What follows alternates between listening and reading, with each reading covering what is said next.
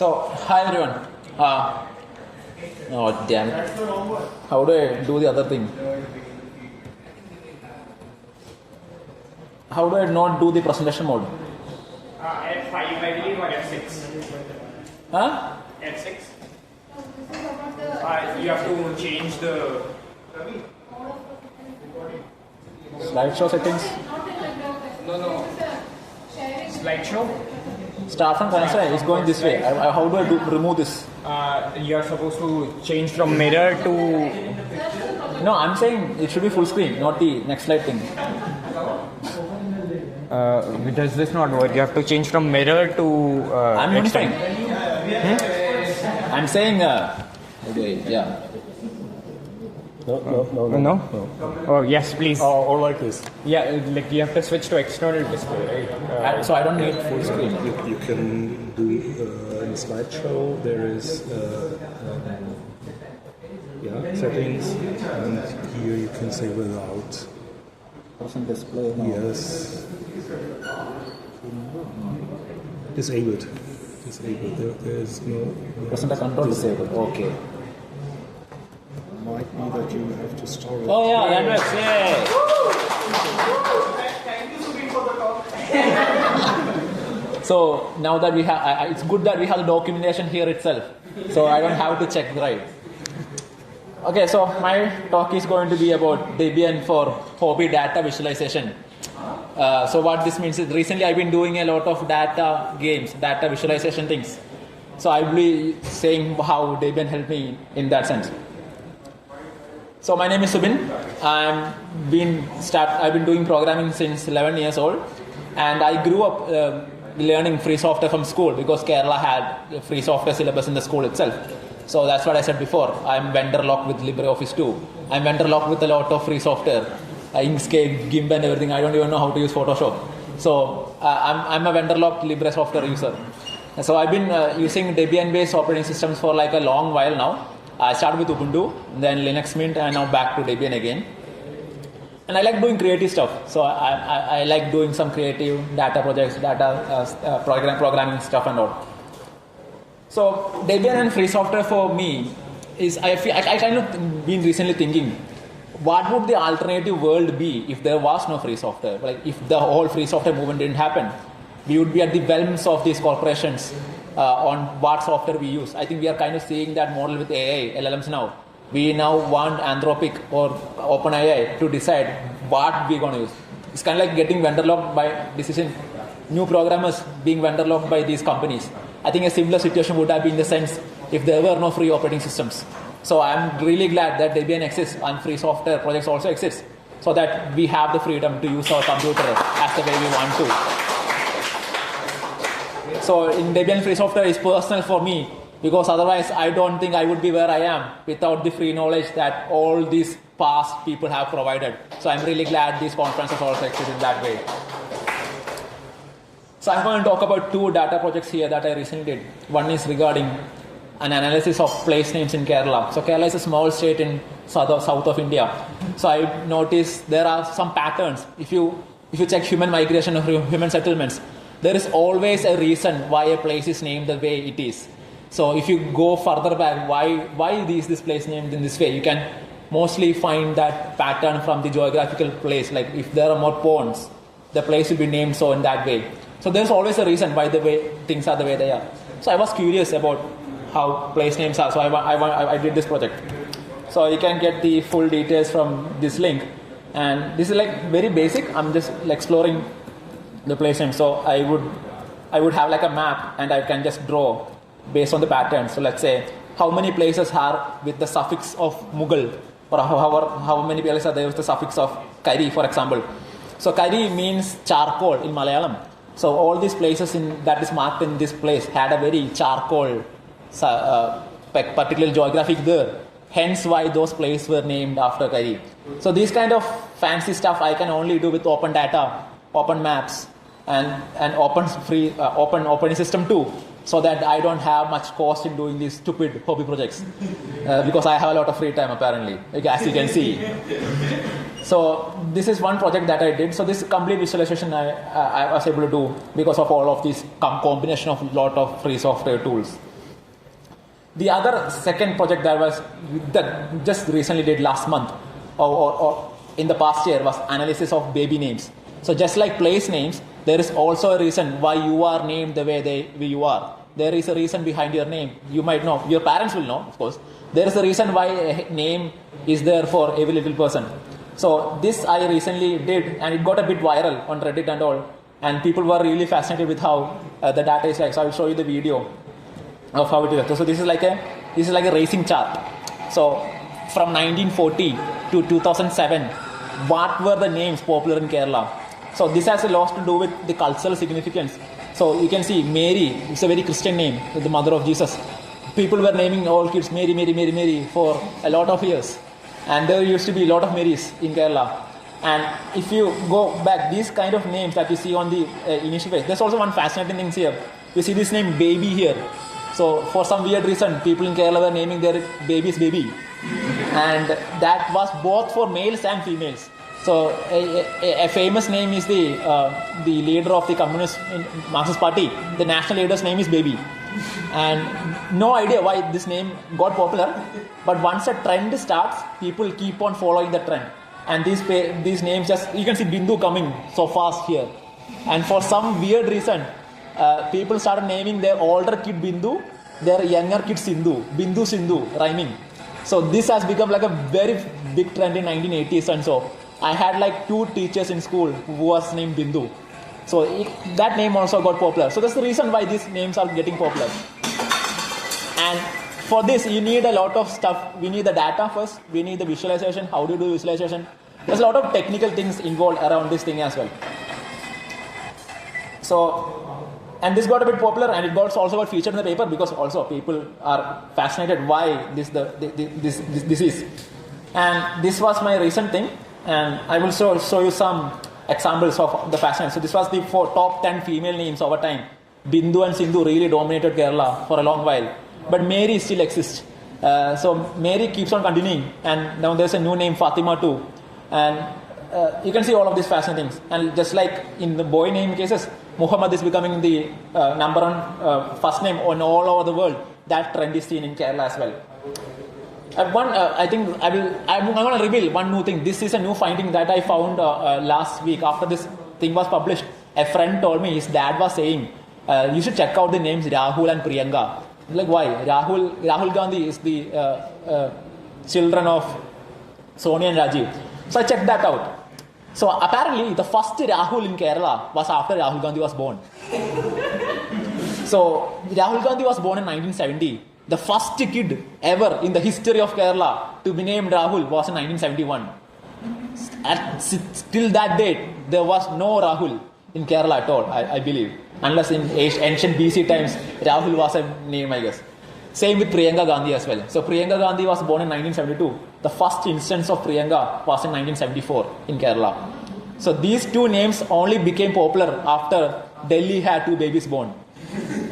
And Rahul became a trend, then the trend also wiped out. So in the modern times, Rahul and Priyanka is also going down. So names come up and down and so on.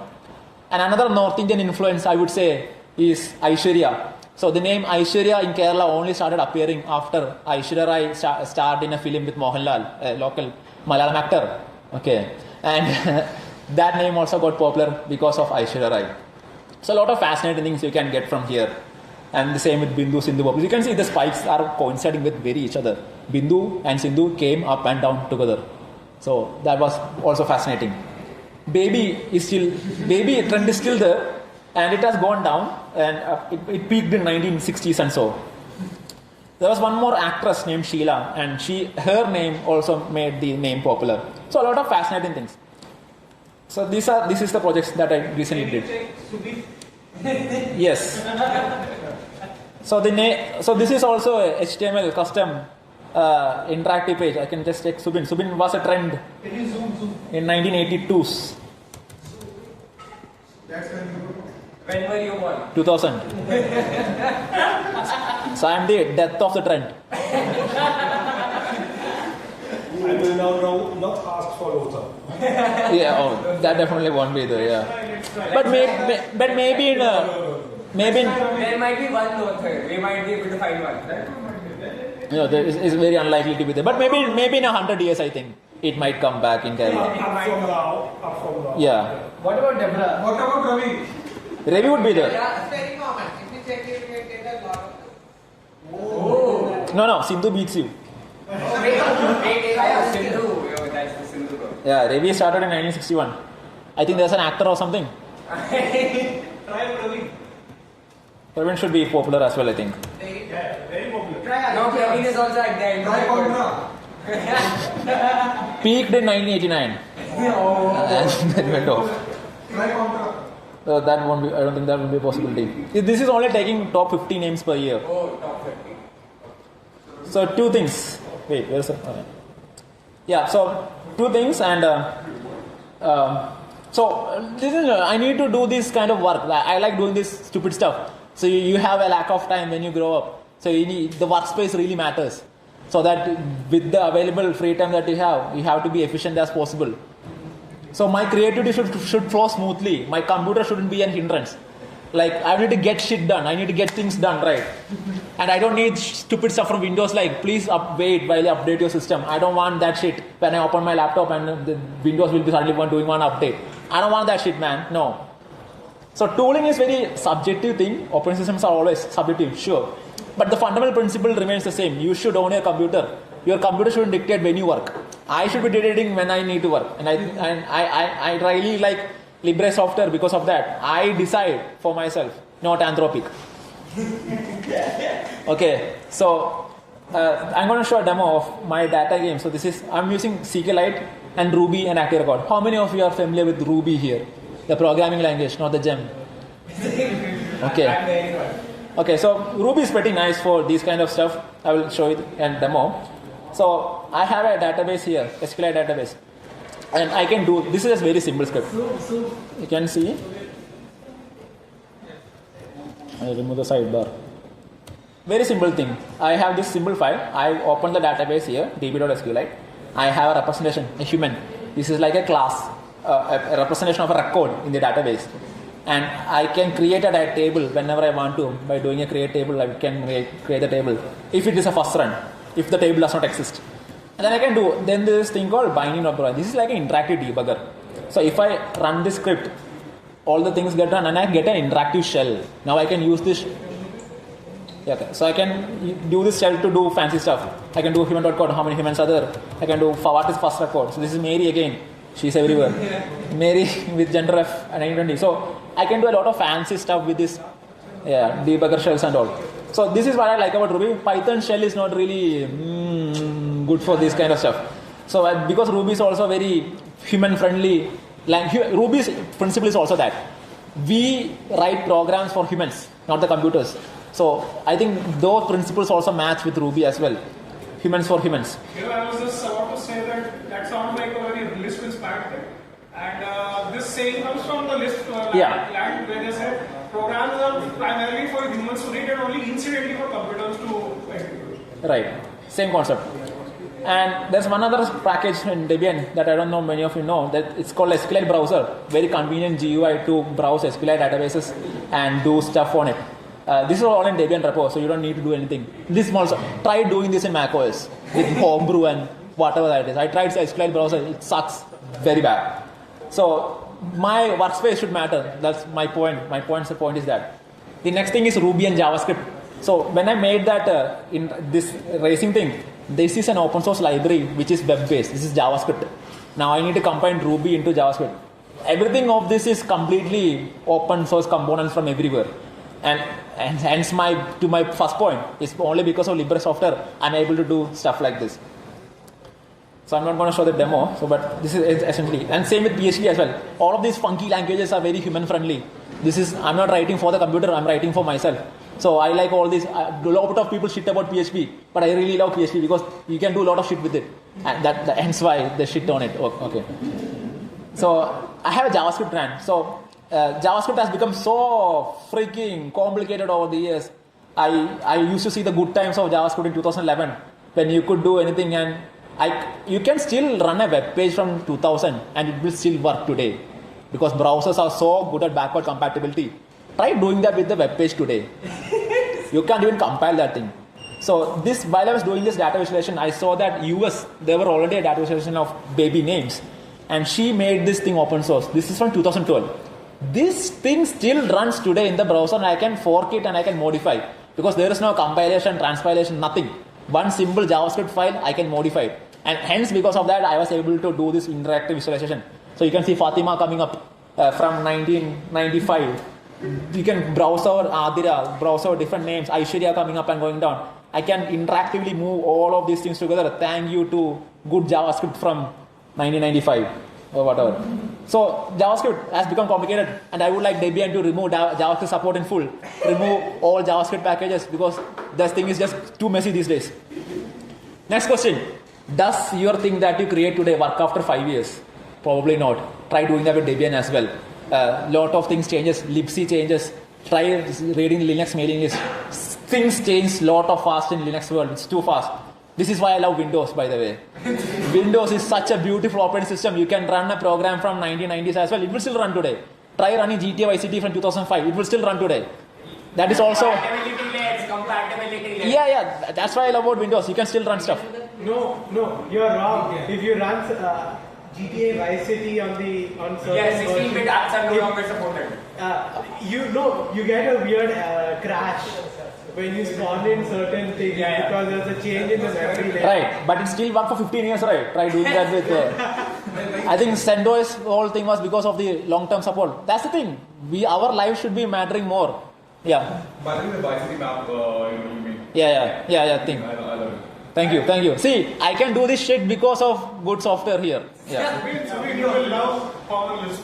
Because it was standardized in 1990. It was made to be backward compatible with list programs from the 1950s. So programs from the 1950s are still running in today's implementations. Great. If the standardization is frozen in time, your programs will keep running for 100 years. That's the thing. That's also I love JavaScript as well. So I can run a script from 2000. It will still work. I love chaos, just like this conference. I love that chaotic thing about the whole. Loving this conference. It's also chaos, right? So it's good. So workspace matters. Tiling windows, side by side comparisons. All of these things matters. I need to do. I see people doing GNOME here. Where's Perry? He was doing the 3-finger swipe. I'm like, why is this macOS shit here? GNOME has become like you swipe it. There's a 3-second animation to move from one window to another. I'm like, what the heck is this? I can't do this thing. I need some quick switch like this, And I got a macOS. I was so frustrated with the thing. I came back. I sold my Mac. I really I even switched job because I didn't want to use macOS. I don't wanna. It's not because of Apple. It's just because of the operating system. That's it. So that's it. So workspace, my favorite. These are my favorite things. KDE is console. KDE has been very useful for me for the last 10 years. Super nice. And all of this is because of one solid operating system. Debian stable underneath. Yep, that's it. That's pretty much it. Workspace matters. Thank you.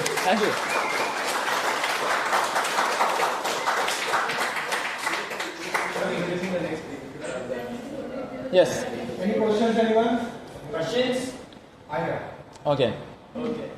What is the source of the statistic, source of the info? That Good question. Rahul being the first name in 1971, first time. State Election Commission. So, voter rolls, right? Voter rolls. Voter rolls in Kerala has English, Malayalam, Tamil and everything together. So, there's this good website from State Election Commission, unlike the National Election Commission, where you can go. National Election Commission gives you PDF. State Election Commission gives you HTML. And I can directly get each ward members, each ward voters. I scraped through about 14 corporation municipalities in Kerala, 14 districts. There's about 12 lakh of people's information I have. And I use that as the base to get the names. So that 12 lakh is good because Kerala's population distribution is evenly distributed. Sorry? Voters list is almost everyone. No, disagree. Not in today's time. Not after SIR, I don't know, but before that it is. Not until 8 years. Up until 18 years of age. So this is 2007, 1940 to 2007. So that up until 18. So to get the current population, you need to wait 18 years more. Until they get in. Of 18 years. Yeah, so I will do the same talk at 18 years at the next MiniDebConf Kanpur 2047. So that's how you do consent for data collection. The consent for data collection with election commission. Thank you, Subin, for a nice and entertaining heading for lunch.